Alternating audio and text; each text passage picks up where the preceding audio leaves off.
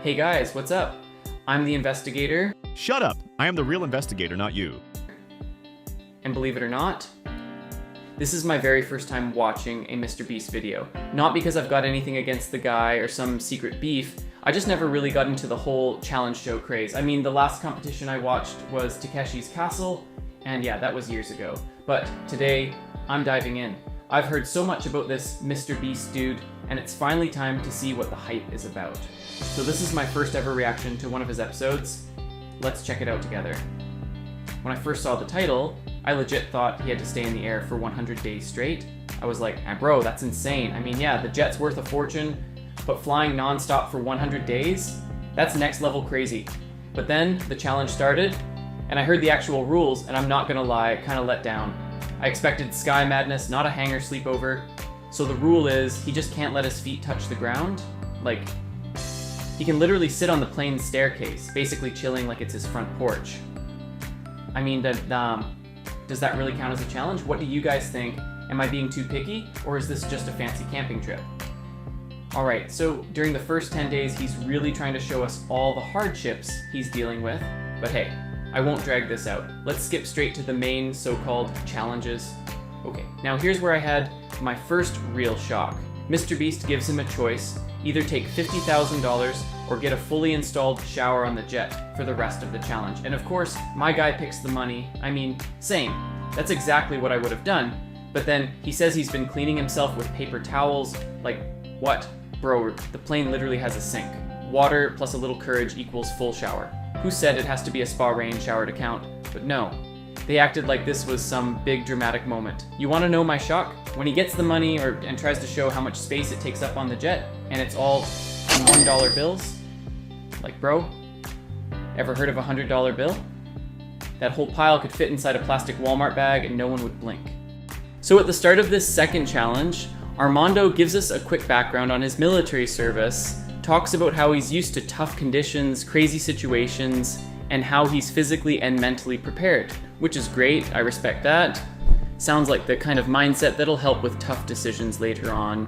And then MrBeast comes in with the offer: a comfy custom-made bed, or a mystery box that might contain up to $400,000. That's life-changing money, especially if he ends up owning the jet. Maintenance ain't cheap, folks, so you'd think, with all that survival training, army grit, battle scars, and volcanoes, he'd go for the mystery, right? Nope. He picks the bed. Yup. The big, soft, sleepy time bed. Meanwhile, out here in the real world, people sleep on the ground every night, wrapped in the sky, and they didn't even go through basic training. Make it make sense. After 30 days of nothing but canned food, MrBeast comes back with what he calls a dangerous challenge. He tells Armando, you can either get the same boring food you've been eating, just enough for 2 more weeks, or I'll give you access to DoorDash, but you have to agree to live with whatever's in this mystery box for 24 hours. And right on cue, our guy Armando reminds us again, I spent 22 years in the military, and yep, he chooses DoorDash. Of course he does. The man's been dreaming of burgers and sushi since week 1. And guess what's inside the box? A friendly little creature just there to keep company for a day. Such danger, much risk. Wow, honestly. If I were in his place, I'd quit. That's too intense for me. A full-on companion in a private jet with food delivery? Bro, I'd tap out. My heart can't take that kind of risk. This is it. Peak human suffering. So from day 31 to day 40, it basically turns into a full-on DoorDash commercial. I mean, not gonna lie, this is totally expected. Big shows like this, you need sponsors. And honestly, if I had a jet in DoorDash, I'd be flexing that too. Side note, by the way, I actually work with DoorDash too. I do deliveries, and I gotta say something real quick. Getting paid $3 to deliver someone's food, that's kind of insane. And it's not just DoorDash. Some companies out here offering $2 for a delivery, like, that's okay. To all my fellow delivery drivers out there, Drop your thoughts in the comments. Are we being underpaid or what? So from day 40 to day 60, it's mostly Armando hanging out with some friends trying to break the routine. He even gets a surprise visit from his wife and daughter, which was honestly a sweet moment. The whole vibe during this part felt very emotional. The show clearly tried to highlight the human side of Armando, the loneliness, the struggle, the heart. But to be real with you, there wasn't much of a challenge here. No tension, no suspense. In fact, this is where I actually started to feel a little bored. The pacing dropped and I was just waiting for something to happen. Okay, so at this point, I'm seriously starting to wonder, is this even a challenge anymore? Armando keeps trying to remind us how cramped the jet is, how hard it is to live like this, and he even guesses that MrBeast's next offer will be more space.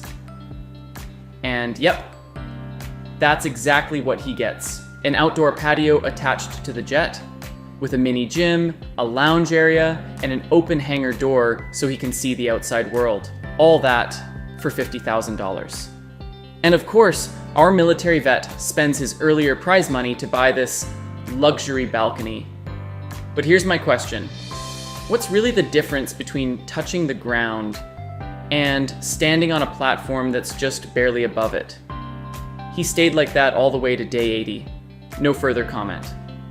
The next challenge, deliver orders across different US states in 10 days for a chance to win another $50,000. Yep, another extended DoorDash commercial. Nothing really worth diving into here, just him flying around checking off deliveries like he's on a sponsored road trip. And now, on the final day, MrBeast drops the hardest challenge yet. Step off the jet and it's officially yours. Or stay on for another 100 days and walk away with $500,000. Now be honest with me, what would you do? Just one step away from your family who's been waiting for you, or $500,000 to keep pushing through. Either way, you win, but it's heavy. So yeah, 100 days in a jet. Some parts were fun, some emotional, others felt kind of stretched out. MrBeast knows how to put on a show, no doubt. He knows how to turn a simple setup into a viral event. But here's the thing, not all challenges come with cameras, luxury jets, and $1 million rewards. Some people out there are fighting battles every day for rent, for family, for survival, and they don't get prizes at the end. I know that because I'm one of them, but I'm also proud that I can turn that struggle into a voice, into this video, into this moment with you. So if you watched this far, thank you. And if you relate to any part of what I shared, drop a comment, share your story, and maybe hit that subscribe button. Not for fame, but so one day our stories get told too.